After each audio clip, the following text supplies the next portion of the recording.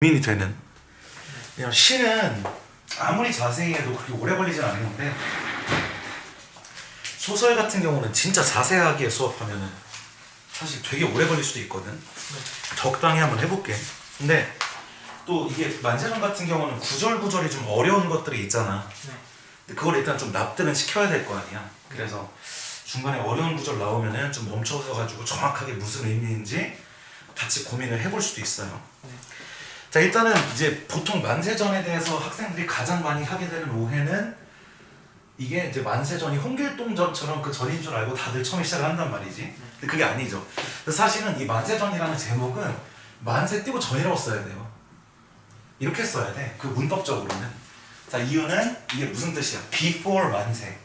그러니까 만세가 있기 전이라는 거고, 만세가 뭘로 배웠어? 이 만세가 뭐라고 배웠어? 3.1운동이지.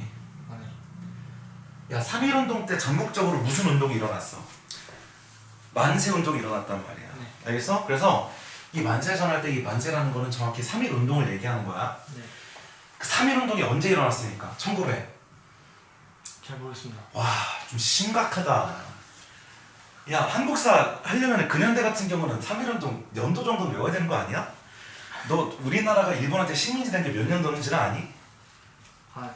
좀 심하네. 좀 많이 안 했어요. 와, 심하네. 아니, 몇 년, 찍어봐. 몇 년쯤에 우리가 식민이 됐습니까?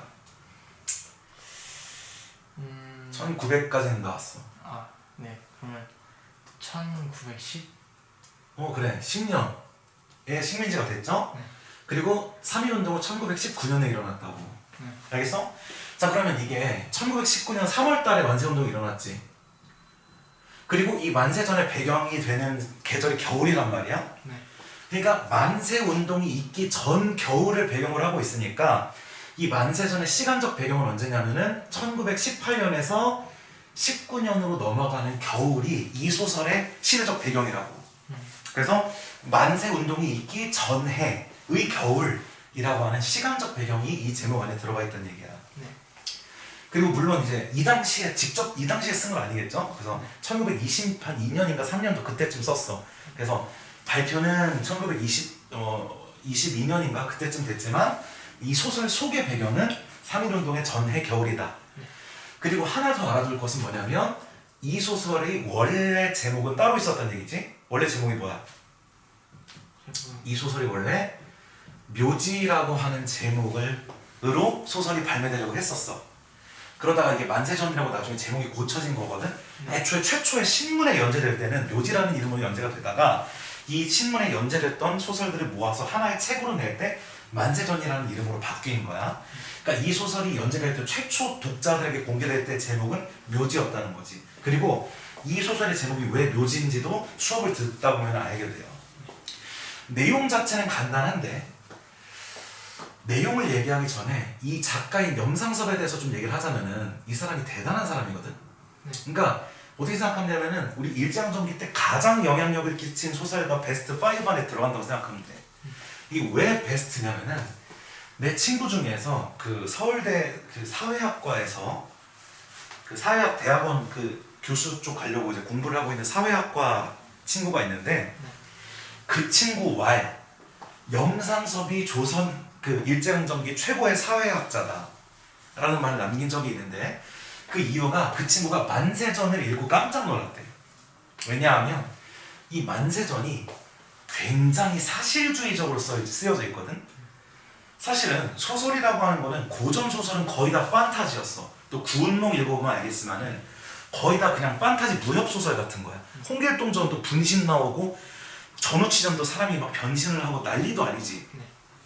그런데 그리고 사실은 그 전에 있었던 신소설 이런 거는 굉장히 사실적으로 이제 그러니까 1910년대 소설은 좀 사실적으로 오긴 했지만 되게 이상적인 모습을 그리려고 애썼거든. 근데 이 염상섭의 이 만세전은 진짜로 그야말로 사실적인 어두운 측면들, 현실의 어둡고도 막 불쾌한 그런 측면들을 굉장히 사실적으로 드러내는데 이 만세전이라는 소설이 이 18년, 19년 그 당시 사람들이 무슨 생각을 하면서 살아갔는지를 너무나 정확하게 보여준다는 거야. 그게 왜 어려운 일이냐면 야, 한 2, 3년 전 일을 썼잖아. 네. 사실은 되게 오래전 일을 쓰는 건 쉬워. 왜냐면 그게 이미 다 분석이 끝나 있기 때문에 이렇게 아 그랬구나 보면서 쓰면 되잖아. 근데 이 염상섭은 그 당시 상황을 썼다고 거의. 근데 그 당시 상황을 마치 미래에서 내려다본 것처럼 아니면 외국인이 한국을 이렇게 객관적으로 보는 것처럼 아주 객관적으로 식민지 한국 사회가 어땠는지를 썼어. 그렇기 때문에 이 사회에 대한 통찰 그리고 이 당시 인간들이 어떤 아픔과 어떤 생각을 가지고 살았는지에 대한 생각 그 무기력함 그래서 이 염상섭의 만세전은 굉장히 어둡고 이 소설이 나오고 난 뒤로 나오는 소설들이 다 대부분 어두워. 왜냐하면 주로 1910년대 소설은 으쌰으쌰해서 우리 식민지 극복하자 우리 으쌰으쌰해서 계몽하자 막 이런 소설들이 많이 나왔단 말이야. 근데 저 만세전을 기점으로 1920, 30년대 소설로 들어가면은 막 이상 이런 사람들 박태원 이런 사람들은 엄청 어두워 소설이. 그러니까 어떻게 보면은 그 광복에 대한 희망과 활기를 잃고 지식인들이 굉장히 다크해지고 있었을 그 시기 그것의 스타트를 연 게 어떻게 보면 염상섭이라는 거지. 그래서 지식인의 굉장히 무기력한 내면 그리고 거기 내면의 변화 이런 것들을 염상섭이 잘 포착했다는 점에서 이 소설이 높은 평가를 받고 아직까지도 읽히는 거지. 만세전의 전체 줄거리 내용이 생각보다 간단한데 요 용어는 알고 있으면 좋아. 만세전은 여로형 소설이야. 그게 아마 어디에 나올 거냐면은 내가 준 교재에 보면은 그 177쪽 위쪽에 나오기 때문에 따로 필기할 필요는 없을 거야. 이 여로형 소설이라는 게 뭐예요? 예컨대 황석영의 삼포 가는 길이라든지 아니면 뭐 그 현진건의 고향이라든지 그런 소설이 다 여로형 소설로 구성되어 있는데 여로형이 무슨 뜻이야? 여로 나그네 여자의 길 로자거든. 여정하고 비슷한 말이야. 여정. 소설에서 한 공간에 머무르는 것이 아니라 주인공이 이동해가면서 그 과정을 쓴 게 여로형 소설이라는 얘기지. 그래서 이 염상섭의 만세전도 주인공이 도쿄에서 출발해서 이렇게 남쪽으로 일본 남쪽으로 와서 부산으로 배를 타고 가고 그다음에 대구에서 서울까지 갔다가 다시 일본으로 돌아가는 그 과정을 쓰고 있단 말이야. 그래서 이 주인공이 돌아다녀. 여정이 있어. 그 움직임이 있다는 점에서 여로형 소설이다라고 얘기를 하는 거죠. 자, 이게 우리나라죠? 네. 이게 일본이잖아. 자, 그러면은 여기 도쿄에서 지금 이 주인공이 유학을 하고 있어. 이인화라는 사람이 있는데 도쿄 유학생이야. 이 사람은 문학을 전공해 여기서. 이것도 사실적인 것이 일제강점기 때 윤동주를 포함한 굉장히 많은 문학가들은 일본 유학을 갔어요. 동경대나 이쪽으로 유학 가서 일본이나 서양의 그런 문학들을 배워왔단 말이야. 그래서 이 도쿄 유학생으로 설정이 되어 있는데 어느 날 요 서울에 있는 아내가 병이 위독하다라고 하는 전보 그 삐삐 같은 거 있잖아. 그 메시지를 받아. 그래서 이제 서울로 가는 여정을 꾸리는 거죠. 이 사람이 이 일본 남쪽으로 내려가가지고 오사카 근처 있잖아. 그쪽으로 내려가서 부산으로 왔다가 대구에서 형을 만나고 서울로 올라갔다가 다시 도쿄로 돌아오기까지의 내용이란 말이지. 이 만세전에서 중편 소설이야. 두께가 뭐 이렇게 두껍진 않고 한 요 정도 되나? 한 200쪽은 안 넘고 100쪽 얼마 될 거예요. 그러니까 중편 정도 되는 길이의 소설인데 이 만세전에서 출제되는 그리고 얘기되는 중요한 장면이 딱 두 개야. 보통 첫 번째로 유명한 장면이 뭐냐면은 이 사람이 여기서 배에 올라타가지고 목욕탕에 가는데 그 뱃속에 목욕탕이 있어요. 그 뱃속에 있는 목욕탕에서 조선인들을 팔아넘기는 장사꾼과 그 장사꾼이 그 같이 일을 하자고 꼬드기는 세 사람의 이야기를 엿듣게 되는 부분. 그 부분이 일단 만세전에서 굉장히 유명한 부분인 것이 이 부분에서 뭐가 드러나냐면 주인공의 각성이 드러나기 때문에 유명해. 이 사람은 공부하는 사람이잖아. 그러니까 좀 노동자와는 좀 다르게 지식인으로서 살아왔고 특히 일본 유학 중에는 야 도쿄 유학생이라고 해서 도쿄대에서 조선인이라고 차별하지 않아요. 왜냐면 어차피 도쿄에서 공부하고 있는 평범한 대학생들은 뭐 조선이 우리나라가 일본이 식민지를 뭐 조선을 했나 뭐 그렇게 쉽지 여기 온 조선인들을 따돌릴 이유가 없단 말이야. 그리고 이 사람이 일본어를 잘했기 때문에 일본 사람 행세도 할 수 있었던 사람이란 말이야. 그렇기 때문에 이 사람은 그냥 편하게 도쿄에서 유학 다니고 있었어. 근데 여기서 여기로 와가지고 조선인들 노동자가 팔려나가는 얘기를 들으니까 갑자기 내가 식민지의 국민이라고 하는 것 그리고 특히 어떤 사건? 이 목욕탕 이후에 지식인으로서 짐 검사를 당하는, 자기 짐을 검사당하는 장면에서 아, 내가 망국의 지식인이구나, 내가 식민지 조선의 어떤 백성이구나라는 걸 뼈저리게 느낀단 말이에요. 그리고 눈물을 흘리죠. 그 부분이 첫 번째로 유명한 장면이에요. 그리고 두 번째로 만세전에서 많이 출제되는 대목은, 이것도 정말 많이 출제되거든. 여기 대구에서 서울로 기차 타고 가는 기차 안에서의 이야기가 두 번째로 유명하지. 그 기차 안에서 무슨 논쟁을 해? 공동묘지와 관련된 논쟁을 한다고. 왜냐하면 이 당시에 일본이 이 조선 땅에 공동묘지 정책을 펴.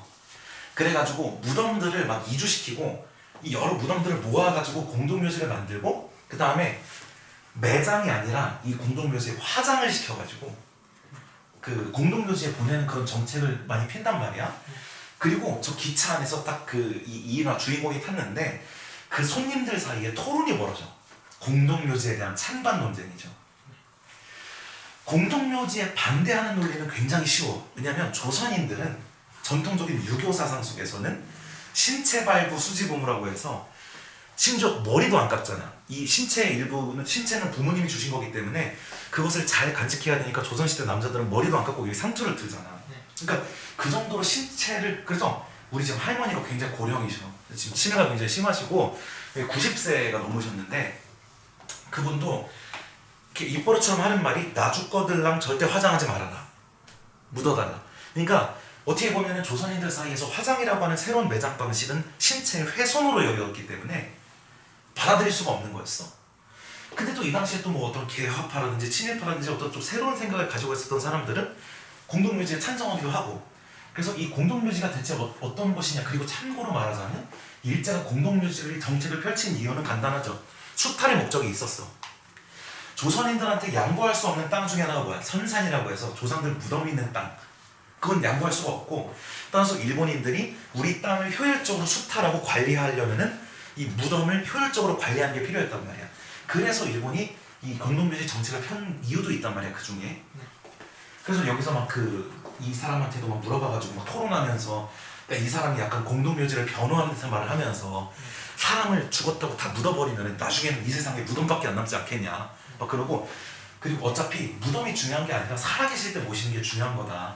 이집트에 있는, 이집트에까지 피라미드라는 게 있는데 그런 얘기를 한다고? 그 피라미드에는 어마어마한 크기의 무덤 같은 거, 왕들을 묻는데 그게 다 어차피 죽고 나면 무슨 소용이냐 막 이러면서 공동묘지에 대한 토론을 막 한다고. 그리고 나서 기차 타고 올라가는데 그 기차 안에서 막 미행도 붙고 막 그래요.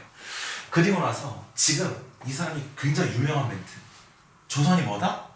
무덤 같다. 이 조선이 구더기가 드글드글거리는 썩은 무덤 같다고 생각해. 그러니까 이 식민지 조선의 현실이라는 것이 너무나 사람들은 열악하게 살고 있고 대립이 심해지고 있고 일제 수탈로 인해서 고통받고 있고, 이 상황 속에서 이 명상섭이 1819년 조선을 어떻게 진단하느냐? 마치 무덤 같다 라고 진단한단 말이야. 그래서 제목이 묘지였던 거지. 영상섭이 우리 그 당시 식민지 조선을 비유했던 용어가 묘지란 말이야. 그래서 결국에는 서울로 오고 아내가 죽어. 그리고 얘가 다시 일본으로 돌아가는 이제 그런 과정이 그려져 있는 것이 영상섭의 만세전이란 말이지. 알겠어?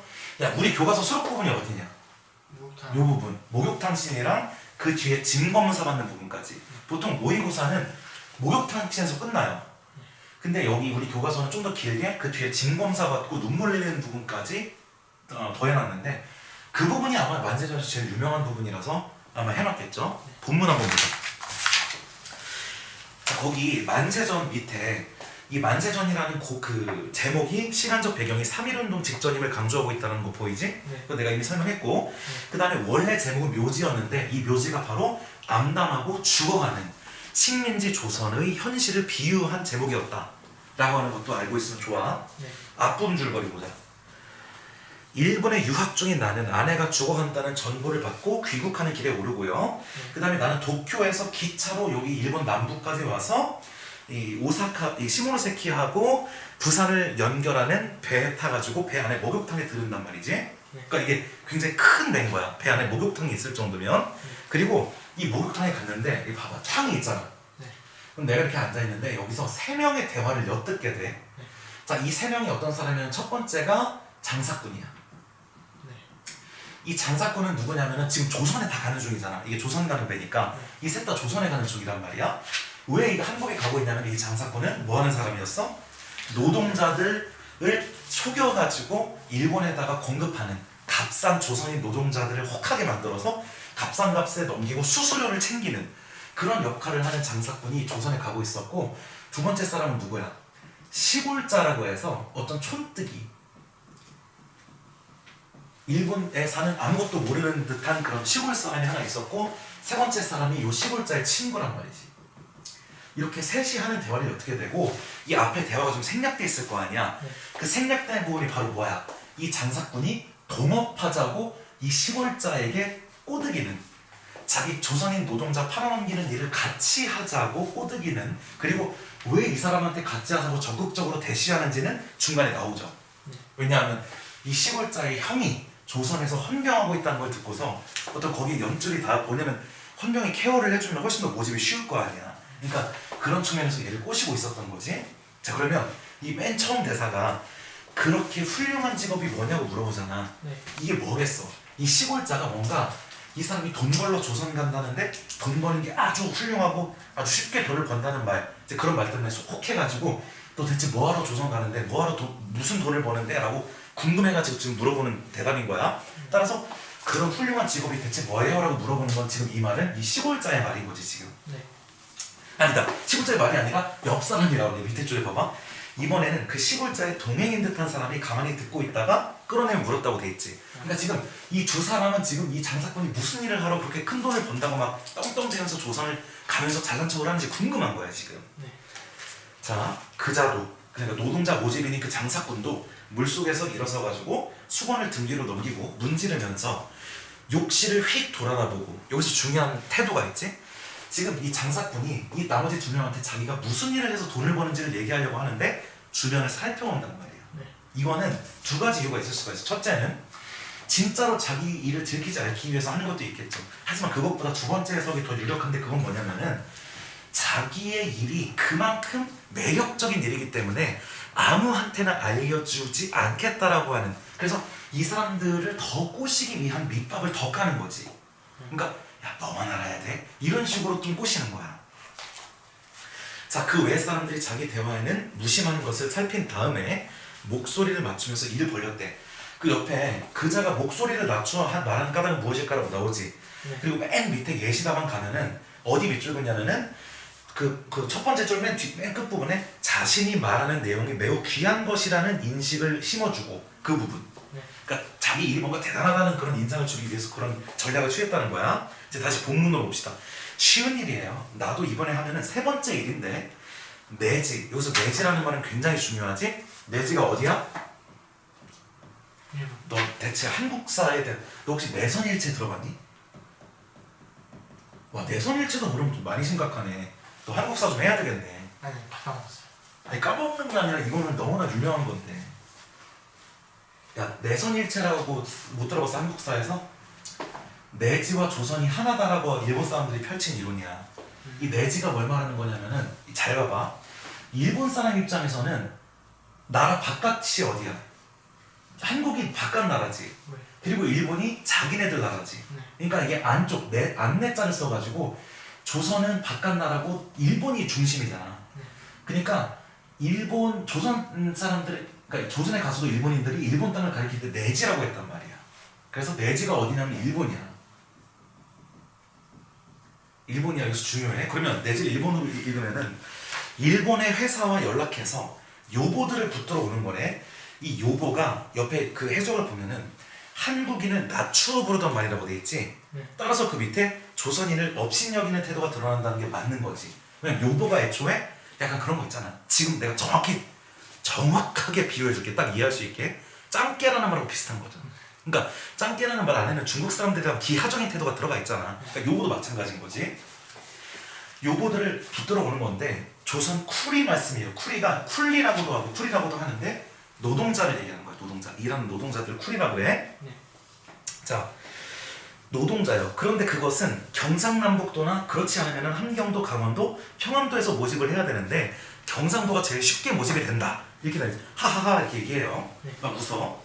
나는 여기까지 듣고 깜짝 놀랐다. 거기 필기하세요. 뭐라고 돼 있어? 뭐라고 필기해야 돼? 현실인지 또는 각성이라고 거기 필기해봐. 그러니까 내가 일본에서 편하게 유학할 때는 몰랐던 조선의 현실을 지금 내가 깨닫게 되는 거지. 네. 깜짝 놀랐다. 그 가련한 조선 노동자들이 속아서 그 밑에 뭐라고 써있어? 노동자들에 대한 연민. 지옥 같은 일본의 공장으로 몸이 팔려가는 것이. 오케이? 네. 그리고 이 일본 노동자들이, 이 일본의 회사들이 얼마나 조선 노동자를 착취했겠어. 그러니까 그 일본의 그 지옥 같은 공장으로 몸이 팔려가는 것이 이런 쓰레기 같은 도적들, 걔네들의 술수에 빠져서 꼬임에 빠져가지고 그러는구나 하는 생각을 할 때 나는 다시 한번 그자의 쌍판떼기를 쳐다보지 않을 수 없었다. 쌍판떼기도 당연히 뭐야? 비속적인 표현이니까 지금 내가 이 장사꾼에 대해서 굉장히 비판적이고 부정적인 태도를 취하고 있음이 드러나는 거죠. 네. 자, 그리고 이렇게 생각해 주인공이. 그래, 그래서 이자의 형이, 여기서 이자는 시골자를 말하는 거야. 이 시골자의 형이 헌병중사라는 걸 듣고서 이용할 작정으로 이러는 것이구나라고 눈치를 챈단 말이야. 내가 뒤에서 조용히 얘네들 얘기를 엿듣다가 넘어가봐. 그리고 가만히 귀를 기울이고 있어요. 걸자는, 여기서 걸자라는 얘기가 많이 나올 거야. 근데 이 걸자는 특정한 사람 이름이 아니라 그냥 그는이라고 하는, 그라고 하는 대명사야. 그러니까 그는 벙벙이 듣고 있는, 따라서 여기서의 걸자는 장사꾼을 얘기하는 거야. 이 장사꾼은 얼빠진 사람처럼 듣고 있는 두 사람, 이 두 사람은 시골자와 그 동행을 얘기하는 거야. 시골자의 얼굴을 똑같이 나누어 보고서 빙긋 웃고 나서 계속 얘기를 한다. 야, 이 부분에서 우리가 어떤 선지가 나올 수가 있냐면은 초반부에는 어떤 묘사나 사건의 진행보다는 무엇의 비중이 많이 들어져 있어? 소설이 지금 대화를 위주로 전개되고 있지. 요거 알겠어? 무슨 말인지 알겠어? 그래서 요 초반부의 선지로 시험에 나올 때 어떤 묘사나 사건 진행 위주보다는 대화를 중심으로 소설이 전개되고 있다. 그러면 맞는 선지라고. 아니, 대화의 비중이 굉장히 높잖아 지금. 네. 자, 계속한다. 네. 그리고 참고로 말하자면은 이 소설의 시점이 무슨 시점 같아? 일단 나가 나오지. 그러니까 몇 인칭이야? 1인치. 1인칭이죠. 그리고 내가 이 소설의 뭐야? 완전. 주인공이잖아. 주인공. 그러니까 결국에는 무슨 시점이야? 주인공. 1인칭 주인공 시점이란 말이야. 네. 근데 이 부분만큼은 부분적으로 지금 약간 뭐가 된 듯한? 관찰. 관찰자가 된 듯한. 그러니까 무슨 말인지 알겠지? 야, 소설이라는 게 내용이 길잖아. 부분 조금씩 특징이 다를 수 있잖아. 이 소설을 전체적으로 보면은 이 본인이 본인 얘기를 주도적으로 하고 있기 때문에 1인칭 주인공 시점이 전체적으로는 맞는데 이 부분만 들여다보면은 마치 이 나가 관찰자가 된 듯이 이 셋의 대화가 좀 더 중점이 되어 있지. 그 부분적으로. 근데 이 소설 전체를 관찰자 시점이라고 하면 안 된다는 얘기지. 오케이. 그것도 출제할 수가 있어. 그리고 오른쪽에 내가 여루구준 님이 얘기했지? 여행하는 여정을 따라 펼쳐지는 특징이 있다는 거. 네. 자, 다시 이제 다섯 번째 줄부터 다시 들어갑니다.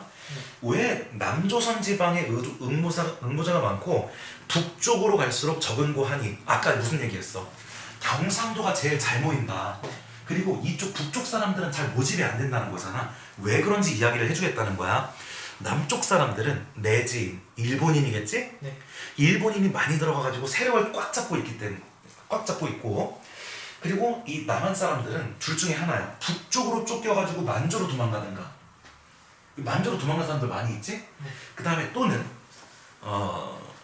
남으로 현해탄을 건너서거나 일본 쪽으로 도망가는 거지. 그러니까 한국에서 이탈하는 거. 둘 중에 하나밖에 없는데 누구다 그늘보다는 양지가 좋으니까. 야, 어디가 그늘이야? 여기가 그늘이야. 야, 북쪽으로 가면은 어떤 문명의 혜택이나 이런 게 좀 줄어들겠지. 양지라고 하는 것은 여기서 일본을 말하는 거야. 그러니까 그늘보다는 양지가 좋으니까 이 북쪽, 이 만주 쪽으로 도망치는 일본 조선 사람이 이렇게 생각하는 거야. 재미. 그래서 재미는 제기랄, 이런 욕 같은 거, 비속어야. 이 제기랄. 1년 12달 죽도록 농사를 지어봤자 배를 부르게 하긴 고사하고 반년 동안은 강냉이나 시래기로, 강냉이나 시래기는 당연히 값싼 초라한 음식이겠지? 그거를 하도 먹다 보니까 부증, 이 부종, 몸이 부어버린다는 거야. 영양 부족으로. 몸이 부어가지고 뒤질 것 같으면은 차라리 번화한 오사카나 도쿄로 나가서 흥청망청 살아보겠다라는 수작으로 나도 갈게 하고 청을 하다시피 해온다는 거지. 네. 그러니까 남한 사람들은 이쪽으로 가가지고 그늘로 가가지고 좀 어렵게 사느니 차라리 번화한 일본으로 도망가자는 생각이 있는데 네. 그러나 북조선 지방은 인구도 적을 뿐더러 일본인들이 많이 들어가지 않았기 때문에 그 사람들은 편안히 비교적 일본인들의 수탈 없이 살고 있기 때문에 굳이 그 일본으로 도망갈 생각을 안 한다는 거야. 네. 하지만 그것도 미국에는 얼마 가지 않아서 쪽박을 차고 나서게 될 거야 하하하라고 얘기하지. 요약하는 거야. 남조선 사람들이 모집이 잘 되는데 그 이유는 여기에는 일본인들이 많이 들어가서 수탈이 심하니까 어디로든 도망가야 되는데 양지 쪽으로 간다는 거고, 여기는 아직 일본의 수탈이 덜하기 때문에 아직은 그 평안히 살만한데 여기도 곧 일본인들이 진출을 하면은 얘네들도 도망가야 돼서 곧 모집이 될 거다 이런 얘기를 하는 거지. 네. 자기 설명에 이 두 명이 이 나머지 두 명이 막 감탄하는 듯이 옳지 하고 막 리액션을 하면서 들어줬다는 거야. 그것이 막 유쾌하기도 하고 자기의 막 지식과, 근데 어쨌든 이 사람 지금 빠삭하죠. 나는 조선의 상황에 지금 막 도가 텄잖아. 그것에 자기도 만족한다는 듯이 막 본인이 막 웃는데요, 이 장사꾼이. 네. 자, 그러니까 이제 그 촌뜨기 요 시골자가 물어봐. 얼마나 생기나요? 돈이 얼마나 남냐고 구수하다는 듯이 침을 흘리며 듣는데, 옛날에 그런 선지가 나온 적이 있어. 이 만세론이 옛날에 수능인가 평가원에 나왔었거든. 그때 선지 중에서 옳은 선지가 뭐야? 지금 이 촌뜨기는 장사꾼의 말을 무비판적으로 받아들이면서 혹하고 있다, 뭐 이런 선지가 있는데 맞죠? 지금 이 촌뜨기는 이제 이 지경까지 와서는 더 이상 의심하지 않아. 이제는 막 혹해가지고 지금 막 적극적으로 자기가 막 물어봐. 얼마 남냐고? 한번 대답 보자. 얼마가 뭐요? 이게 뭐 많이 남는다는 뜻이야. 네. 조그만 돈이 남는다는 게 아니야. 자, 일단은 들어가는 비용도 있지. 물론 이 일을 할 때 들어가는 비용이 있을 거 아니야. 네. 여비, 일당 그런 거 있죠? 네. 그런 거 다 나온다는 거야. 그리고 한 사람 모집하는데 1원 내지 2원 정도를 받는데, 하지만 그거는 회사나 일의 종류에 따라 다르대. 즉 일본에 어떤 회사로 공급해 주느냐, 그리고 만약에 뭐 여직원들을 박물 공장에 해주느냐 아니면 광산 노동자를 공급해 주느냐, 이런 직종마다 내가 받는 수수료가 좀 다르다는 거지. 네. 예를 들어서 방적 회사, 그러니까 그 저기 실 뽑는 회사 있잖아. 회사 여공이라는 거는 여자 노동자들 얘기하는 거야. 네. 그 사람들은 임금도 싸고 월급도 싸고 수수료도 싼 거야. 그러니까 자기한테 떨어지는 것도 좀 덜한 거지. 네. 광부 같은 경우는 1원 50전에 2원까지라는 거지. 그러니까 광부는 좀 더 노동이 모집하기가 어려우니까 좀 더 수수료가 많나 봐. 예를 들어서 지금 1000명만 데리고 와봐, 볼에 2-3개월 동안 남는 거는 다 빼고, 그러니까 들어가는 비용 빼고도 1300, 400원, 잘만 되면은 2000원까지도 간다는 거지. 나도 맨 처음에 제주도에서 모집해 갔는데 그때 500명 모아다 주고 남긴 게 8,900원이었고, 두 번째 내가 올 가을에 여기 조선 왔다 갔다 할 때는 800명을 탐방해 보냈는데 2,000원 돈이 들어갔다는 얘기야. 네. 여기서 2,000원 돈이 절대 작은 돈이 아닐 거예요. 네. 이 사람 입장에서 남는 장사야. 왜냐하면 이 노동자 모집원이라는 사람이 1,000원, 2,000원 막 얘기를 하는데, 일본인들 리액션 알지? 그렇게 하면서 들어보지도 못했던 1,000원, 2,000원 소리에, 그러니까 이 시골자는 1,000원, 2,000원이라고 하는 거는 월급을 들어보지도 못한 거야. 그러니까 뭐 억대 연봉 뭐 그런 느낌이겠죠.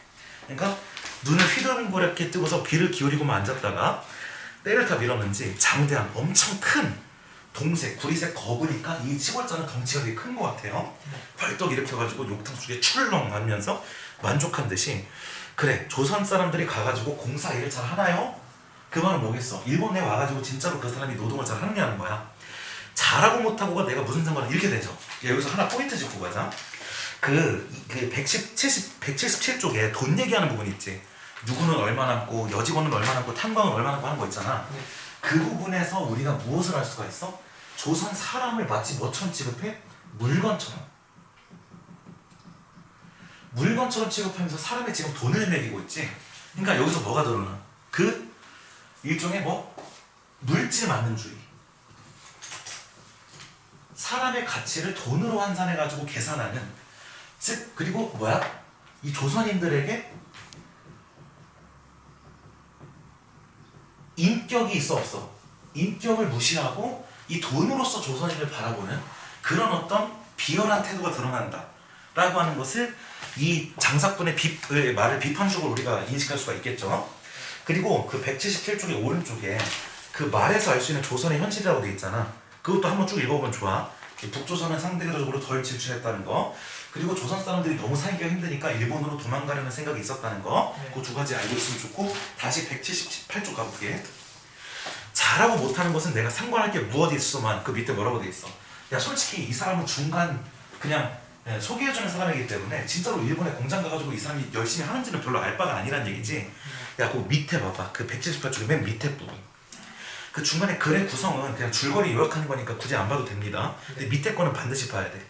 야, 지금 조선인이 지금 조선에서 너무 살기가 어렵지. 그래서 만주가 일본으로 도망가고 있단 말이야. 왜냐면 농사를 지어도 남는 게 없고 쓰레기만 먹다가 몸이 부어버리니까.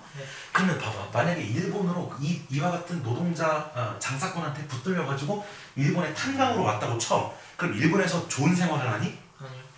일본에서 얼마나 끔찍하게 생활을 하는지가 이제 나올 거란 말이야. 알겠어? 자, 그리고 그 밑에 만세전의 의의라고 돼 있잖아. 거기 자기반성이라고 돼 있지. 그게 뭐 말하는 거냐면은 요거 현실 인식과 각성 이 부분을 얘기하는 거야. 지금 이 주인공 이인화는 유학하는 동안에는 조선의 현실에 대한 인식이 없었단 말이야. 그리고 그 다음에 나오겠지만은 밭에 가는 일, 노동하는 일을 막 예찬하면서 그것도 결국에는 아주 좋은 일이다 이렇게 얘기했단 말이야. 근데 목욕탕에서 지금 이 대화를 듣고 나서 눈을 뜨게 된단 말이지. 자기가 단순히 그냥 현실을 전혀 모르는 유학생에 지나지 않았다는 것, 그리고 이 조선인들의 현실이 어땠는지 내가 알지 못했다는 것에 부끄러움 같은 걸 느끼고 반성하게 되면서 현실을 직시하게 된단 말이야. 그래서 그런 과정이 우리 교과서 대목에 드러나 있다는 것도 알아두시면 좋아요. 그리고 너 혹시 알고 있니? 우리 교과서 부분이 신문에 연재될 때 일본에 의해서 삭제된 거 알고 있어? 삭제됐었어, 이 부분이. 그러니까 일본 입장에서도 이런 조선의 현실을 고발하는 그런 내용을 신문에 실기 싫었겠지. 그래서 이 묘지가 처음에 연재될 때 이 부분은 다 삭제됐다가 나중에 책으로 만들 때 이 부분이 들어간 부분이야. 일본이 이 부분을 검열했었어. 오케이, 다음 쪽 가볼게요. 거기 그 178쪽에 맨 마지막 두 번째 줄 보면은 조선인들은 말을 잘 듣고 힘드는 일을 잘하고 임금이 허라니까. 야, 이 당시 일본 회사는 일본 사람 고용하는 게 일에 비해서 조선 사람 고용하는 게 돈이 싸겠어. 지금 조선 사람들이 베트남 노동자 고용하는 거랑 비슷한 거란 말이야. 임금이 싸다고. 그러니까 안성맞춤이래. 넘어가 볼게. 자, 처음 데려갈 때는 품삯도 많고, 그러니까 처음에는 좀 돈을 많이 줘야 되지. 그러니까 품삯이라는 게 이제 일할 때 월급 같은 건데 처음에는 좀 많이 줘야 되고, 그 다음에 일은 들어넣어서 떡 먹기라고 삶아야 된대. 담가버린다는 얘기야. 야, 일이 누워서 떡 먹기라고 하는 게 지금 사기잖아. 가면 엄청 힘들게 일할 거 아니야. 근데 처음에는 돈도 많이 받고 임금도 많다라고 막 꼬드긴단 말이야. 그래도 갈 노자라는 것이 교통비도 주고 심지어 와이프랑 자식까지도 데리고 가게 해주고, 거기다 이 조선인들이 조선에서 진 빚까지도 갚아주고 데려간다는 거야. 그러니까 안 따라갈 놈이 어디 있겠소 라고 얘기하잖아. 한 번 따라 나서기만 하면 전차가 있는데, 이 전차가 뭐냐면 거기 보면은 빚이야, 빚이 있는데 그야말로 도간에 든 쥐지라고 돼 있지. 잘 봐봐. 꼬드기는 과정 1단계. 가면은 돈도 많이 받고 누워서 떡 먹기라고 꼬드긴다. 그리고 교통비도 주고 빚도 갚아주고 아내 자식까지 데려올 수 있게 해준다. 가족까지 데려올 수 있게 해준다. 그럼 이 과정에서 이 회사가 대신 돈을 내주기 때문에 빚이 생기겠지. 그럼 어떻게 해? 이 빚을 통해서 마음대로 이 조선인들을 어디 보낼지 휘두를 수 있게 된단 말이야. 결국에는 다 도간에 든 쥐란 얘기죠. 일이 고되거나 품이 허락인 고사하고, 야, 품이 허라다는 것은 품이라는 게 품싸, 월급을 얘기하는 거야. 허라다는 건 싸다는 거니까 일이 고되거나 월급이 짜거나 그런 것도 다 떼놓고서 심지어 굶어 죽어도 지들이 무슨 수 있냐고 이렇게 지금 막 비우는 거란 말이야. 그러니까 지금 조선인들이 일본에서 굉장히 고통받는 그 상황에 대해서는 아랑곳하지 않고 굉장히 무책임하고 돈만 밝히는 그런 면모가 드러나는 거죠. 알겠어? 따라서 그 두 번째 줄에 노잣돈과 처자까지 데리고 가고 빚까지 갚아주는 그것이 조선인들의 편의를 봐주는 것이 아니라 그것이 나중에 조선인들을 구속하게 만드는 족쇄가 된다라고 밑에 나와 있는 거지. 그리고 오른쪽에 참고 자료 한번 봐봐. 그거 한번 쭉 읽어보면은 거기 신석현 사건이라고 돼 있었지. 실제로 이게 있었던 사건이에요. 야 이게 조선인 노동자들을 사기처럼 모집해가지고 일본으로 갔는데 거기서 임금도 안 주고 너무나 부려먹으니까 그 일본에서 조선인 노동자들이 탈출을 했어. 그리고 그 사람들이 살해당했단 말이야. 다. 그러니까 100명 넘게 살해당했거든요. 그래서 그것이 실제로 있었던 사건이니까 사실은 이 목욕탕 시민과 조선인들을 팔아넘기는 이것이 작가의 상상 속에서 벌어지는 게 아니라 진짜로 있었던 일이라는 거지. 이게. 실제로 있었던 일이라는 거야. 그러니까 이게 되게 사실적이라는 거지. 무슨 소리야 이게? 자, 그 다음 가볼게. 벌써 부하가 되었다는 듯이 벌써 이 시골자가 막 자기랑 같이 일을 하기라도 막 결심한 것처럼 혼자 막 의기양양해가지고 모집 방법의 비책까지 막 비밀까지 다 설명을 해주고 있었다는 거야. 이 장사꾼이. 나는 좀 더 들으려고 앉아 있었다가 승객이 올라타는지 또 욕실에 막 또 손님들이 밀고 들어와. 그리고 참고로 이 사람들 다 지금 일본어로 얘기하고 있겠지? 지금 이 사람이 한국어로 번역해서 얘기해 주지만 다 일본어로 지금 지들끼리 얘기하는 걸 거란 말이야. 자, 막 손님들이 들어오고 그 무서운 이야기를 생각하면서 몸을 훔치기 시작했다는 게 이제 몸을 닦기 시작했다는 거야, 수건으로. 그리고 자기 자신에 대한 성찰을 해. 22살, 3살쯤 먹은 책상 도련님. 자, 이게 굉장히 유명한 말, 중요한 말인데 자기 자신을 어떻게 평가하냐면은 책상 도련님을 평가해. 이 책상 도련님은 첫째, 고생을 해본 적이 있어 없어? 없고 세상 물정을 알아 몰라. 모르는 공부만 하는 그런. 참고로 사자성어 하나 알려줄게. 백면서생이라는 말 들어봤니? 당연히 못 들어봤겠죠? 이 백면이 면이 무슨 남자야? 얼굴이야? 백은 색깔. 뭐야? 흰 얼굴에 서생은 뭐야? 공부하는 사람. 야 그러면 얼굴이 희다는 건 뭐야? 고생 안 해보고 공부만 해서 얼굴이 하얀 공부꾼. 그럼 이게 뭐겠어? 결국에는 세상 물정 모르고 공부만 한 사람을 백면서생이라고 한단 말이야. 그러니까 자기가 백면서생, 책상 도련님을 깨달은 거지. 그런 이야기를 듣고 놀라지 않을 수가 없었다. 내가 뭐라고 했어? 현실 인식과 각성이라고 그랬지? 인생이 어떠니? 인간성이 어떠니? 사회가 어떠하니? 이게 바로 뭐야? 대학에서 문학하면서 논의했던 철학적인 내용들이지. 근데 그 공부, 그런 인생과 인간성과 사회, 철학, 문학 이런 것들이 다만 심심풀이로 하는 탁상공론에 불과했다는 거야. 탁상공론은 뭐야? 현실성이 없는 추상적인 이론을 얘기하는 거지. 그러니까 내가 지금까지 막 생각했던 이 인생과 인간성, 사회 이런 것들은 전부 다 그냥 허황된 것이었다는 거지. 현실과는 거리가 있는. 그리고 아버지나 아니면 조상의 덕택으로 내가 그러니까 뭐야? 금수저. 그리고 내가 돈이 있어가지고 지식인 집안에서 태어나가지고 공부나 좀 했는데, 그리고 소설이나 좀 읽었다고 인생을 논하고 자연을 논하고 시를 논하고 소설을 논하고 한대 봤자 결국에는 그게 다 배부른 이야기. 포만에 비해. 포만이 뭐야? 배부른 거지.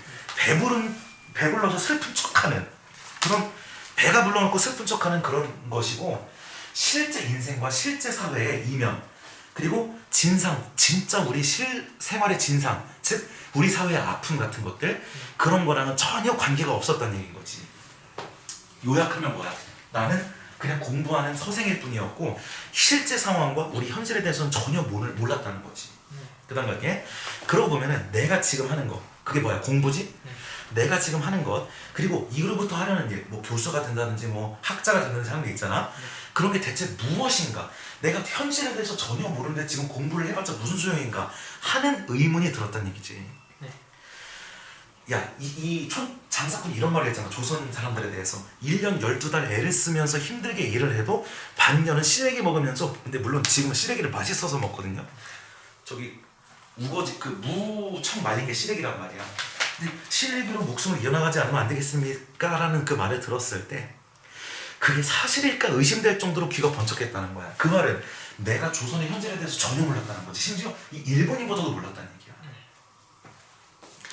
나도 8살, 9살 때까지는 시골에서 자라났었고 그 뒤에 1년에 한 번쯤은 시골에 발을 들여놓아 보았지만, 이 말은 어릴 때는 시골에서 자라났지만 그 이후에는 도시에서 자라났다는 거야. 그래서 시골에는 1년에 한 번쯤 갈까 말까 했단 얘기지. 그런데 설마 그렇게 시골 사람들의 소작인이 바로 뭐야? 땅을 빌려가지고 농사짓는 대다수의 평범한 농민들 아니야? 그 사람들이 이렇게 참혹한 생활을 할 거라고는 꿈에도 생각해본 적이 없었대. 그리고 나서 그 뒤에 얼마나 뭐가 드러나냐면은 자조적이라는 게 뭐야? 자기 자신을 비판하고 자기 자신을 부정적으로 여기는 거잖아. 네. 얼마나 자신의 치부를 막 생각을 하냐면은 자기가 썼던 시를 지금 얘기해.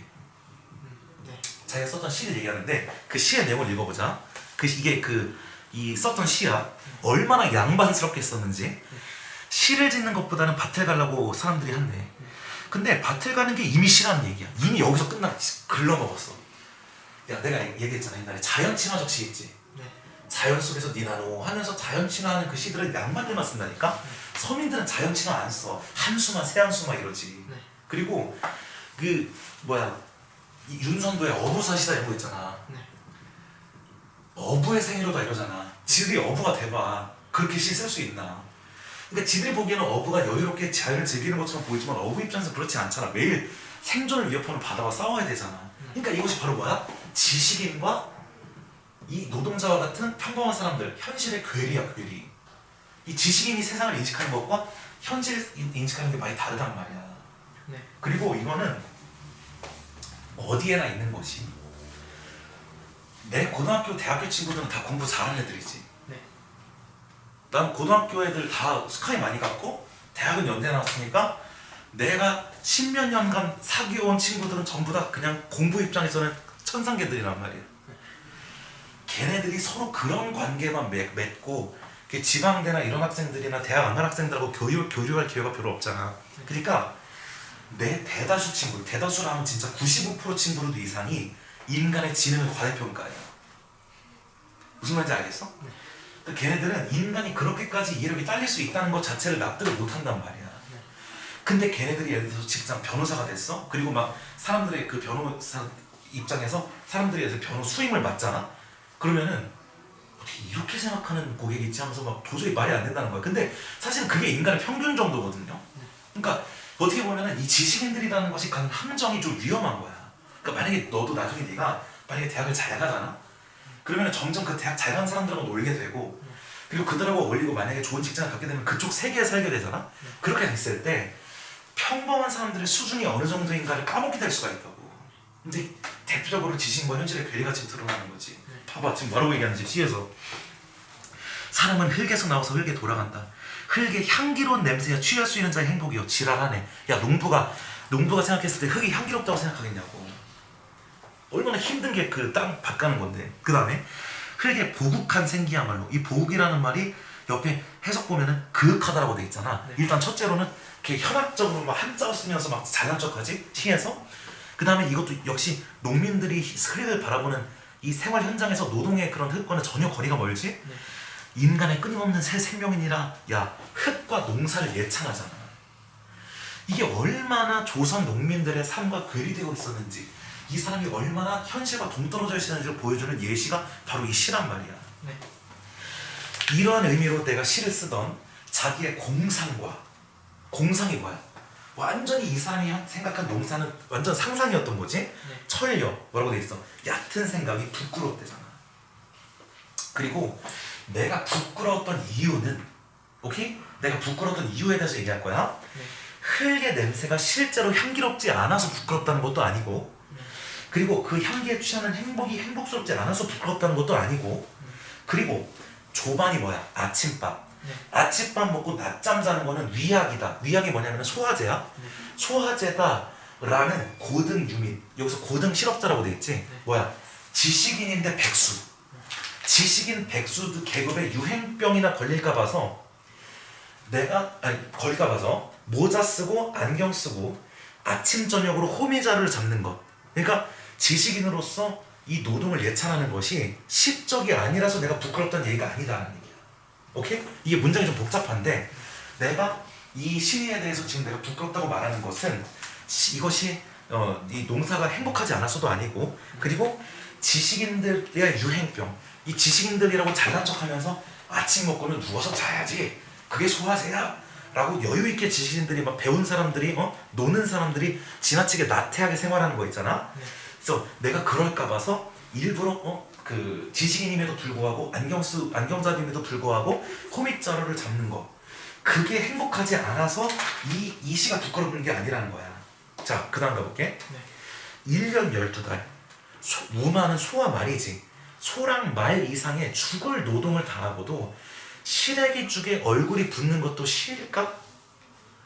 그러니까 내가 이 시의 내용이 부끄럽다기보다는 조선인들, 농민들의 실상을 몰랐다는 점, 네. 그것 때문에 지금 부끄럽다는 얘기를 하고 있는 거거든. 그들이 삼복, 초복, 중복, 말복 엄청 더울 때 햇볕에 손등을 막 햇볕에다가 화상을 입어가면서까지 호미자루를 놀릴 때 과연 그들이 행복한가? 결국에는 뭐야? 자기 시에 대한 진지한 성찰을 하는 거지. 과연 그들이 행복한가? 그들은 흙의 노예다. 노예다. 그리고 그들에게 있는 것은 땀과 피뿐이다. 굶주림뿐이다. 그리고 그들이 어머니의 뱃속에서 뛰어나오기 전에 확정된 사실은 그들의 흙에 땀과 피를 쏟아내는 것이다. 즉 뭐야? 이 가난과 노동이 뭐 된다는 거야? 세습된다는 거죠. 그들은 운명적으로 노동자와 이 농민들의 처지에 처해 있는 거야. 이미 신분적으로. 네. 그치?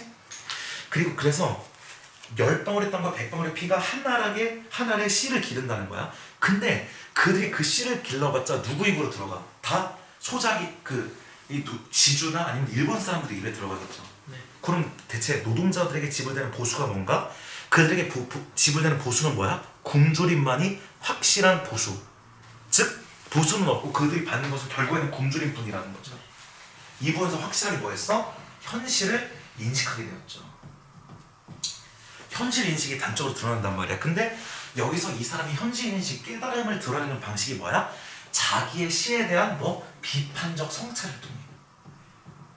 내가 썼던 배불렀던 시기에 현실을 전혀 모르고 쓴 내 시에 대해서 스스로 비판적으로 성찰하면서 스스로 뭐야? 자조하면서 스스로 부끄러워하면서 하면서 지금 현실 인식을 보여주고 있다는 얘기인 거지. 알겠어? 네. 나는 몸을 다 닦고 옷 입는 곳으로 나왔대. 그리고 여기부터 이제 새로운 얘기가 좀 시작되죠. 네. 여기부터 무슨 얘기 시작되냐면 짐 검사 받는 거 시작하지. 네. 자, 나는 나가는 사람, 드는 사람, 들어오는 사람 막 틈에서 내가 이제 막 바지를 입고 있는데 어떤 친구가 중절모자 쓴 친구가 와가지고 실례하시다만 여기 이인화라는 이가 계십니까? 근데 이것도 일본어로 물어보는 거예요. 네. 스미마생 하면서 이인화상 아리마스까 막 이렇게 하는 거야. 나요. 왜 그러고? 이것도 일본어로 대답하는 거야. 나는 그 사람 앞으로 이렇게 나서서 대답을 했대요.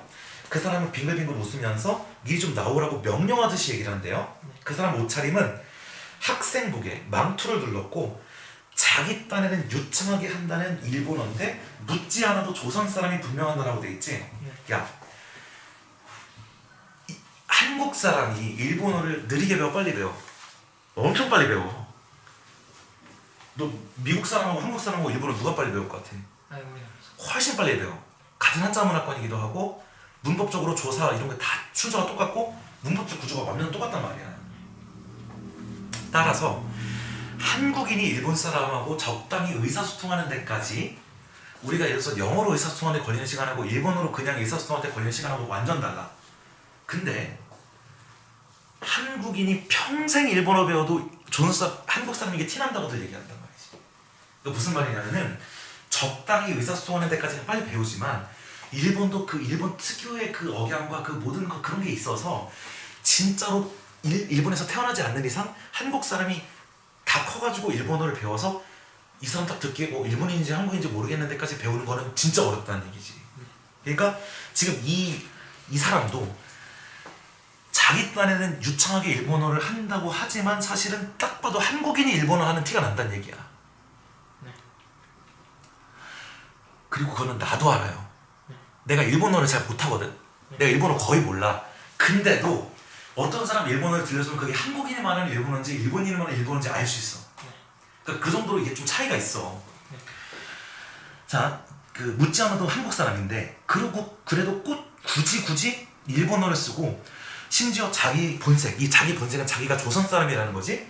그게 탈론할까봐 염려하는 듯한 행색이 나의 눈에는 수상쩍기도 하고 근질근질해 보이기도 했다는 것이, 잘 봐봐. 지금 딱 봐도 첫인상이 어때? 나가 지금 지금 등장한 나를 찾는 조선 사람에 대해서 무슨 인상? 부정적인 인상을 딱 갖고 있는 거야. 첫째로는 수상하고 둘째로는 일본 사람인 척하는 게 이상하다는 거지. 나는 그 사람의 나의 이름과 그 사람의 어조를 듣고서 우리가 조선 사람인 것을 짐작한 여러 일인의 시선은 서로 나와 그자를 쳐다봐. 말하자면 우리 두 사람은 일본 사람 앞에서 희극, 웃긴 코미디를 연기하는 듯한 앵무새 같았다는 거야. 거기 뭐라고 돼 있냐면은 자조적 희화라고 돼 있지. 자기 자신을 부정적으로 생각하면서 자기 자신이 어떻게 됐다는 거야? 희화가. 자기 자신이 우스꽝스러웠다는 거야. 야, 생각해봐. 미국에 갔는데, 그러니까 미국 사람이 딱 봤는데 동양인 둘이 얘기하고 있어. 근데 둘 다 서툰 영어로 둘이 얘기하고 있다면은 뭔가 좀 웃길 거 아니야. 그러니까 지금 일본 사람이 보기에 조선 사람 두 명이, 한 사람은 심지어 막 일본어도 좀 서툰데 둘이 일본에서 일본말로 얘기하는 게 웃긴 거 아니야. 그러니까 지금 자기가 봐도 내가 봐도 지금 우리 상황이 웃기다는 거지. 지금 내가 되게 초라해야 된다는 거야. 자, 무슨 얘기인지 할 말이 있으면 여기서 하세요 라고 내가 긴가민가 하면서 일본어로 대답했대. 나오쇼. 계속 지금 우리 조선 사람 찾아온 사람이 바깥으로 나오라 그래. 이제 얼마 안 남았습니다.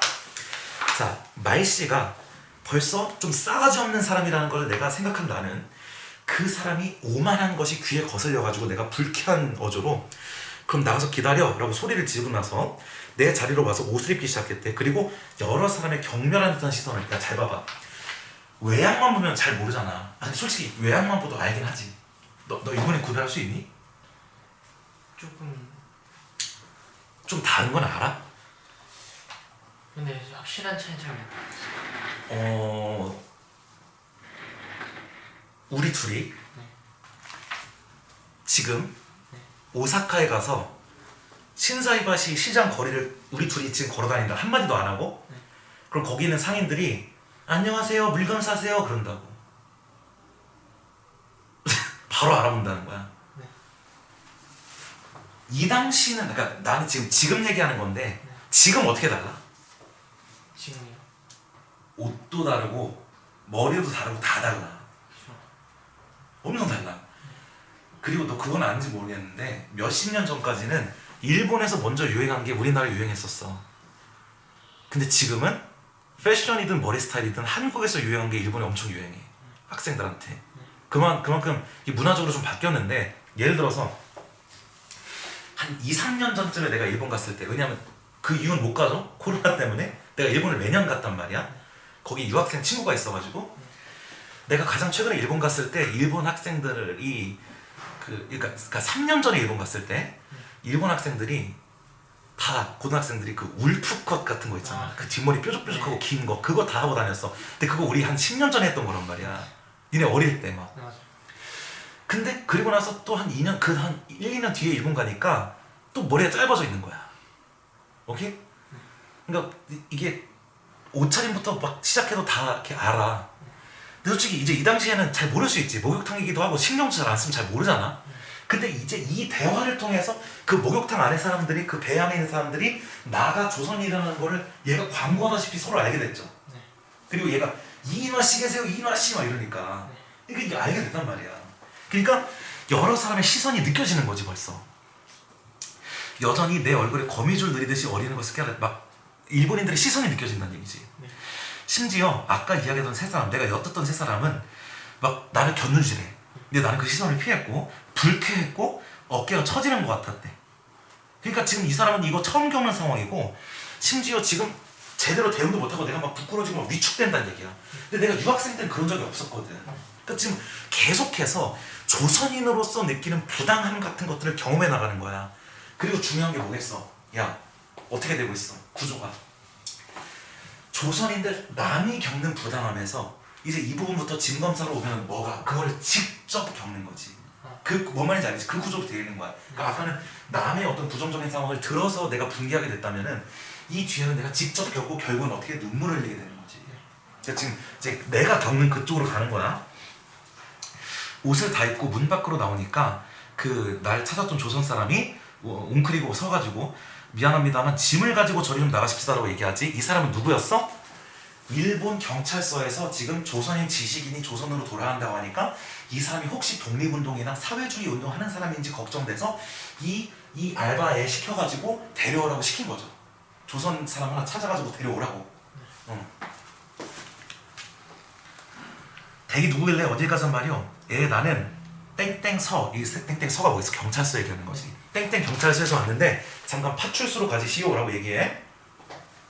자기의 직무, 자기 직책도 제대로 얘기 안 하고 그냥 가자고만 하는 것이 잘못되었던 것도 같고, 한편으로는 자기가 지금 일본인 행세를 하는 것이 또 부끄럽고, 또 나한테는 당신이 조선 사람 아니오? 라고 하고, 그게 일본 사람들이 또 자기가 또 조선인인 것도 알아볼까가 염려돼가지고 굽는다는 듯이 점점 얘가 그 말이 풀이 좋고 공손해졌다는 얘기지. 그러니까 처음에는 당당하게 어이 이윤아 씨 나오세요 이렇게 얘기했잖아. 근데 점점 이제 말이 좀 약간 더 수그러져. 근데 그 이유를 지금 추측하는 것이 좀 뭔가 너무 자기 왜 그런지도 얘기 안 하고 가자고 한 것에 대한 부끄러움이나, 또는 자기가 일본 행세를 하는 것에 대한 부끄러움이나, 막 자기가 혹시 조선인인 거 티날까봐 주변 일본 사람들이 의식하기도 하고, 그래서 점점 이제 태도가 좀 풀이 죽는다는 얘기야. 그래서 내가 그걸 보고서 오히려 불쌍한 생각이 나가지고 층계를 내려가다가 쳐다봤대요. 빙글빙글 웃고 있고 어색해하고 있대. 자, 나는 내 자리로 가가지고 나는 나갈 사이도 없고 짐이라고는 이것밖에 없으니 가지고 가서 조사할 게 있으면 조사하고 갖다 주시라고 얘기해요. 그리고서 줘. 그러니까 나도 이미 좀 알고 있어. 짐 조사받으러 온 거라는 거. 파출소에서 사람 왔다고 하니까 이미 알고 있죠. 검문 받는다는 거를. 안 돼요. 그거는 입회. 직접 와가지고 조사하는 걸 봐야 이걸 열죠. 그러지 말고 잠깐 나가주세요. 내가 들고 갈 테냐고 얘기해. 그리고 선실 내에 수백 개의 눈은 나에게로 모여들었대. 그러니까 지금 모든 사람들이 지금 바로 아는 거죠. 얘가 지금 조선 사람이고 짐을 검사당하고 있다 라고 하는 걸 다 눈치챈다는 얘기야. 여기서 막 수군거리는 소리 들리고요. 나는 얼굴이 화끈화끈해져. 그럼 내가 뭐라도 훔쳤냔 말이냐. 가지고 가가지고 마음대로 하라는데 어쩌란 거야. 그러면은 이리로 들어와서 조사하라 그래. 배는 떠나게 되었는데 나가자는 사람도 염치 없이 어떻게, 야 그러면 여기서 무엇을 알 수가 있냐면은, 지금 뱃속에 있지만 배는 아직 출발을 안 했고, 배는 항구에 정박해 있고, 그 사이에 목욕을 했고, 지금 들어와가지고 떠나기 전에 잠깐 파출소로 배 밖을 나가자는 거야. 근데 배를 탔는데 나가자니까 이상하잖아요. 그러니까 좀 빡쳐 있는 거지 지금 이 사람도. 자, 갈게. 이제 그 마지막 거의 얼마 안 됐어요. 얼마 안 남아서 나는 분노가 치밀어 올라가지고 막 소리를 질렀대. 그러지 마시고 오늘 이 배를 꼭 타게 해드릴 테니까 제발 나가달라는 거지. 자꾸 시간만 간대. 여기선 창피할까 그러는 거래요. 야, 얼마나 창피하면 여기서 더 창피해질 일이 있을까? 그런 거 볼 것 없이 마음대로 하시오 하시면 소리를 질렀지만은 또 가엾어 보이기도 하고, 여기서 옥신각신 하다가는 이로울 것도 없고 시간도 가겠다고 생각해가지고 포기하고 나가기로 하는 거야. 저고리를 입고 어떻게 될지 몰라가지고 아까 사갖고 들어온 도시락까지도 가지고, 그러니까 못 돌아올 거까지도 생각을 하는 거지. 그러니까 굉장히 치밀해. 혹시라도 내가 다시 돌아오지 못할 수도 있다는 것까지 고려를 해. 그러니까 생각하고 형사의 뒤를 따라갑니다. 그 사람이 막 잘난 척하면서 에이 진작 나가시죠 막 이렇게 얘기해. 자, 웃는 얼굴에는 막 달래는 것 같기도 하고 빈정된 것 같기도 하고, 주먹이 부르르 떠있는 건 뭐겠어. 분노가 어리는 거죠. 지금 이렇게 무례하게 찾아와가지고 남들 앞에서 조선인인 거 광고하고, 지금 딱 봐도 검문당하고 있는 그런 것까지 다 막 광고하는 이 사람한테 분노하는 거란 말이야. 그 옆에 처음에는 거부하다가 따라선 까닭이 뭐라고 돼 있어. 첫째는 이 사람이 너 가엽게 생각되고, 둘째로는 더 시간이 지체되면 놓칠 수도 있다 배를. 그 두 가지 때문에 이제 간 거지. 자, 가판으로 나와가지고 승강구까지 불러다가 조사를 하게 하려 해보였으나, 그건 무슨 말이야. 형사들이 여기까지 이 배 근처로 와가지고 조사를 했으면 좋겠는데 그것도 안 들어둬가지고 나는 화가 나는 거를 꾹 참고서 결국에는 내려가서 그 파출소로 가는 거죠. 자, 생략된 부분은 어때? 형사 그리고 형사를 만나게 되는데 그들은 나에게 하루 잘 것을 강요하지만 그럼 배를 못 타지. 그러니까 나는 거절하고요. 그러자 그들은 가방을 연대. 자, 여기부터는 사실은 빨리 갈 수가 있는 게 짐 뒤지는 부분인데, 글씨는 많지만 내용은 다 똑같아서 별게 없어요. 상징적인 부분도 별로 없고. 자, 정사각형의 짐을 이 화물 쌓인 밑에다가 열어두고 막 들쑤십니다. 옆에서 어떤 형사는, 인내버스는 이제 학생복 입은 형사를 얘기하는 거죠. 이 인내버스라는 게 옷을 얘기하는 거예요. 외투. 손가방을 조사하고 있었대. 나는 학생복 입은 자와 함께 손길을 내다보고 있어. 큰 트렁크를 맡은 자는 수석수석해보고, 거기에는 양복과 옷들을 막 휙휙 집어가지고 던지고, 서류 뭉텅이랑 책을 막 들척거리고, 조그만 트렁크에서는 별다른 게 안 나오니까 뚜껑 닫아가지고 놓고, 그 다음에 인내버스도 가방으로 달려들어가지고 막 들여다보고, 양복쟁이의 분도대로 책들을 하나하나 살피지. 막 지금 뭐 하는 중이냐면 막 형사 4명이서 막 부산스럽게 얘 짐 살피는 중인 거야. 그 중에서 특별히 유심히 보는 게 뭐냐면 서적이야지. 서적을 보면서 일일이 책명, 책 제목을 확인하지. 이유가 뭐겠어? 자, 그 다음 쪽에 나와. 자, 수첩에 막 책 이름을 막 씁니다. 여기에서 우리가 알 수 있는 거 그 위에 나오죠. 진이 조사당하는 부분에서 드러난 당대 조선인의 상호라고 돼 있잖아. 잘 봐봐. 여기 앞부분에 이 장사꾼을 통해서 드러내는 것은 조선인 누구의 현실이야? 노동자들 현실이죠. 또는 농민들의 현실이지. 이들이 얼마나 힘들었는지를 보여주는 게 앞부분이지, 내가 짐이 검사당하는 부분에서는 조선인 지식인들이 어떻게 탄압을 당했는가도 보여주는 거지. 자, 이 당시 지식인들이 어떤 상황에 처해 있었어? 바로 검열과 감시가 그만큼 심했다라는 걸 알 수가 있는 거야. 자, 그러면 왜 일본 경찰은 조선인 지식인들을 감시해야 됐을까? 두 가지 이유가 있어. 첫째, 이 당시 유행했던 무슨 운동? 사회주의 운동이라고 해서 공산주의. 자, 이것은 당연히 이 사회주의, 일본은 자본주의 세력이기 때문에 이 사회주의 운동은 당연히 반일 운동으로 갈 수밖에 없어. 그리고 두 번째는 뭐야? 독립운동이죠. 지식인들이 이것에 참여하는 것을 확인하기 위해서 이 당시에 지식인들을 굉장히 감시하고 검열하고 미행 붙이고 하는 일들이 많았단 말이야. 그것이 굉장히 일상화되어 있었던 얘기죠. 자, 가방 속에서 막 갈팡질팡하는 형사의 손은 계속 움직인대. 나는 불안과 의혹을 가지고 양복쟁이의 뺨을 노려보고 있었대요. 자, 눈과 손 지금 지금 4명이서 막 손 뒤지고 있어요. 트렁크에 모든 그 시선을 집중하고 1초 빈틈없이 극도로 긴장했으면서도 입술은 벌리는 사람이 없었대. 절대 침묵이라고 돼 있지. 절대 침묵이 구름같이 찼다. 비릿한 바닷 기운을 품은 저녁바람이 귓가에 지날 때마다 종이 구기는 소리밖에 들리지 않았고요. 그리고 이게 배 근처잖아. 이게 바닷가 근처잖아. 큰 배에 짐실는 인부의 소리도 출렁출렁하는 파도 소리도 이 네 사람의 귀에는 들리지 않았을 거래. 지금 무슨 묘사하는 거냐면은 그만큼 긴장되고 긴박한 상황이다라는 걸 지금 얘기를 해주는 거지. 이들이 지금 서로 바닷소리도 못 듣고 지금 조사를 할 정도로 짐 조사에 열중하여 있고 굉장히 긴장돼 있고 아주 쎄한 분위기, 조용한 분위기 속에서 짐 검사가 이루어진다는 뜻이야. 네. 무겁고 찌뿌둥한 침묵 속에 불빛에 쌓여서 서고 앉고 하여 꼬물꼬물거리는 모양이 마치 바닷속에 빠진 시체를 건져놓고 시체 검사, 부검하는 것처럼 처량하고 비장하며 엄숙해 보였대요. 자, 1분, 2분, 3분, 5분, 10분 시간이 갈수록 내 머릿속은 옥신옥신해졌다. 왜? 배를 놓칠 수도 있다라고 하는 그런 불안감 때문에 그 세 사람이 일부러 느리게 조사하는 것은 아닌가라는 생각까지 들었다는 얘기야.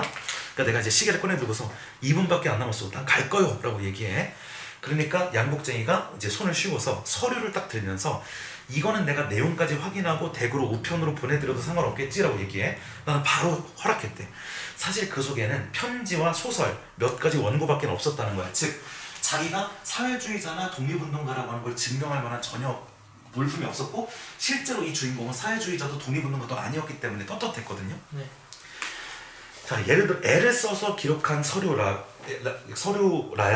원래 나에게는 사회주의의 사, 레닌도 당연히 그 사회주의 소련 레닌의 레자는 물론이거니와 독립의 독자도 없고 이것이 나의 전공하는 학과만 봐도 알 것이었다. 그러니까 지금 이 사람은 일본에서 유학하는데 문학 전공할 뿐이고 사회운동을 안 하고 있단 말이야. 네.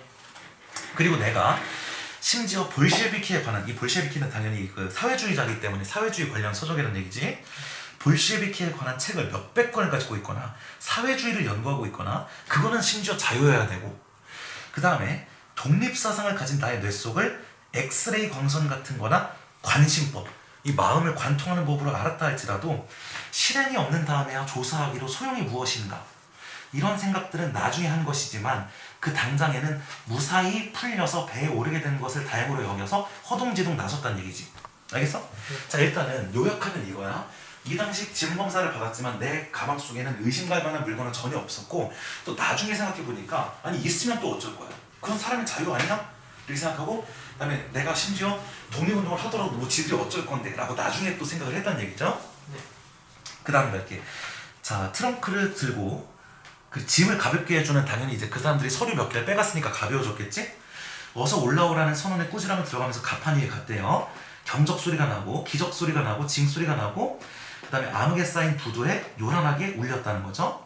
배는 미끄러져서 떨어졌고, 그 다음에 하인들과 인부들의 그림자가 점점 조그맣게 눈에 띄고, 그 다음에 등불이 쓸쓸한 바람에 굴려서 길어졌다 짧아졌다 하는데, 자, 여기서 뭐가 드러나냐면은 주변 풍경에 대한 묘사가 드러납니다. 주변 풍경 이제에 대한 묘사가 드러나는데 대표적인 게 소리가 처량하고 요란하게 울린 것과 쓸쓸한 벌판 그리고 쓸쓸한 바람이라는 거지. 얘네들을 시로 표현하면 일종의 감정이입이야. 네. 여기서 징소리가 처량하게 울렸다는 거랑 벌판이 쓸쓸하다는 거랑 바람이 쓸쓸하다는 것도 전부 다 누가? 내가 처량하고 쓸쓸하기 때문이겠지. 그래서 거기 뭐라고 써있냐면 나의 처량하고 쓸쓸한 심정이 반영됐다고 볼 수 있는 표현이 거기 들어가 있는 거지. 그래서 이 사람이 지금 주변의 풍경을 쓸쓸하게 인식한다는 거지. 나는 천실로 돌아갈 생각도 없이 갑판 위에 찬바람이 쐬어가면서 웅크리고 있었대. 야, 당연히 이 당시에 나의 심리는 비참하겠죠. 여기서 조선인들의 현실을 깨달은 것도 모자라서 내가 지식인으로서 검열까지 당했으니까 얼마나 비참하겠어. 격심한 노역과 추위에 피곤하며 깊은 잠에 들어가는 항구는, 그러니까 지금 갑판 위에서 저 항구를 바라보고 있어. 멀어지는 소리 없이 암흑 속에 누워있대요. 그리고 이 모든 도시의 안식을 지키는 야광주, 이 야광주가 뭐냐면 가로등이야. 가로등은 벌써부터 졸린 듯이 불빛이 적어지고 수요가 줄어가면서 깜빡깜빡 졸고 있었대. 나는 그 깜짝깜짝 졸고 있었다는 건 이제 의인법이죠. 이 가로등이 점점 이렇게 꺼져가는 걸 표현하는 거야. 나는 인간 세계를 떠나서 방랑자가 된 것과 같이, 오케이? 이 문장 좀 어려워. 그 불빛이 뭐냐면 야광주야. 그 가로등 불빛에 낱낱이 평화로운 가정의 대문을 지키고 있으려니 하는 생각을 해보니까 나는 차라리 하늘의 별보다도 그 흐려져가는 야광주 불빛이 따뜻이 보였다는 거지. 이 부분 좀 중요하거든. 나는 지금 뭐로 인식해? 방랑이죠. 지금 내가 지금 스스로 인식하는 게 방랑자 같다는 거잖아. 떠돌이 같다. 근데 그 야광주는 어때? 이 가로등은 어때? 가로등들은 안식처, 그러니까 머물 곳이 있는 대문들을 지키고 있잖아. 그 생각이 나니까 차라리 나는 별빛보다도 이 가로등 불빛이 더 따뜻하게 보였다는 거야. 그 말은 자기 신세에 대한 한탄인 거지. 방랑하는 신세에 대한. 나의 머릿속은 혼돈하였을 뿐이고, 그 다음에 눈은 화끈화끈했다는 거야. 눈이 화끈화끈했다는 거는 눈물이 고였다는 거지. 외투 그 주머니에다가 두 손을 찌르고 우두커니 서 있는데 눈물이 비어서 나온대요. 분노, 모욕감, 그 다음에 슬픔, 비참함, 이것을 집약적으로 드러내주는 것, 즉 이 주인공의 감정이 집약적으로 제시되어 있는 소재가 바로 눈물이죠. 뺨으로 흘러내렸어. 찬바람에 막 그 눈물이 뺨으로 스며 들어가고 나는 씻으려고도 아니하고 가만히 서 있다는 얘기지. 그리고 나는 부산에 도착했고 서울로 향하고, 그 다음에 막 거기 그 공동묘지에 대한 얘기도 하고 조선의 현실을 무덤 같다고 인식하고 아내는 죽었고 장례를 치르고 다시 일본으로 돌아가는 그 부분이 뒷부분 얘기인 거지. 자, 밑에 눈물의 의미 보세요. 식민지에 대한 분노, 고독감, 슬픔, 그 다음에 나의 무기력함, 그 다음에 부끄러움, 이런 거죠. 그 다음에 묘지의 상징성, 1910년대 후반 조선의 암담한 그 어떤 현실을 마치 조선이 구더기가 들끓는 무덤 같다라고 생각했단 말이야. 그것이 묘지의 상징성이다, 이렇게 알고 있는 거지. 자, 학습활동 1번으로 가면은 상황에 따른 심리가 나와 있는데 이거는 그냥 당연한 거라서 별로 안 중요해. 촌뜨기의 대화를 듣고서 현실 인식을 하는 거고, 호출을 받고 불쾌했을 거고, 가방 검사를 받고 초조했을 거고, 다시 배에 올라타서 여러 가지 복합적인 감정을 느끼면서 슬펐겠죠. 자, 2번에 1번 시대상을 알 수 있는 어휘 많이 나온다. 요보, 쿠리, 내지인, 모직원, 사회주의, 독립사상 등등등 일제강점기를 배경으로 했다는 게 너무나 당연한 그런 소재들이야. 자, 그 다음에 2번이 중요하죠. 조선인의 현실에 드러난 부분. 내가 크게 세 가지 얘기할게. 첫째, 농사꾼들 힘들었었다. 그 다음에 두 번째로는 일본에 팔려가는 그런 노동자들과 그 농민들이 있었다. 셋째, 일본이 지식인들에 대한 검열과 탄압을 강하게 했었다. 이런 게 이제 현실이 잘 드러나는 부분인 거죠. 알겠어? 네. 자, 그 다음에 중간에 되게 중요한 부분이 시에 대한 자기 비판이야. 그래서 과거에는 이 시가 굉장히 그냥 낭만적으로 농사를 좋게 썼는데 사실은 그것이 현실과 많이 동떨어져 있다라고 하는 거. 그래서 이 나를 그 부분에서 네가 잠깐 거기 메모해놔. 이 나라고 하는 인물은 평면적 인물이라고 봐야 돼? 입체적 인물이라고 봐야 돼? 입체적 인물이라고 봐야지. 왜냐하면 내가 몰랐던 현실을 인식하고 깨달아가기 때문에 나는 입체적 인물이라고 보는 것이 마땅하다. 이렇게 정리를 할 수가 있을 거야. 그리고 참고로 4번에 이 소설이 묘지가 3회가 우리 이 부분이 3회에 해당되는 부분이거든. 근데 이 3회가 일본 검열에 걸려가지고 삭제됐어. 그래서 이 2번 봐봐. 왜 이 소설이 검열에 걸렸을 것인가? 식민지 통치 세력의 입장에서는 감추고 싶은 어두운 현실과 그다음에 검문 장면 같은 거 그걸 드러냄으로써 식민지라고 하는 식민지 억압 같은 거를 사실적으로 노출하고 있기 때문에 일본 당국에서는 신문에 이 3화가 실리는 것을 검열해서 이 부분을 삭제했었다는 얘기지. 알겠어? 네. 그렇게 알고 있으면 될 것 같고 요 정도? 내 생각에는 학교 수업했잖아. 그리고 내용이 요 정도만 하고 있으면 큰 문제는 없을 것 같고 내 생각에는 공부할 때 전체적인 내용을 내 수업 기억 복습하면서 한번 쭉 본문을 읽은 다음에 뒤에 나오는 이제 문제들 좀 풀어오면은 아마 내용 숙지는 충분히 되지 않을까 그렇게 생각이 듭니다. 알겠어? 네. 자, 질문 있니? 뭐 아니면 학교에서 한 거랑 좀 달랐다든가 그냥 뭐 중간에 질문이 있다든가 그런 거 있나? 없습니다. 오케이. 참고로 강무미는 월요일로 바뀌어가지고 들었니?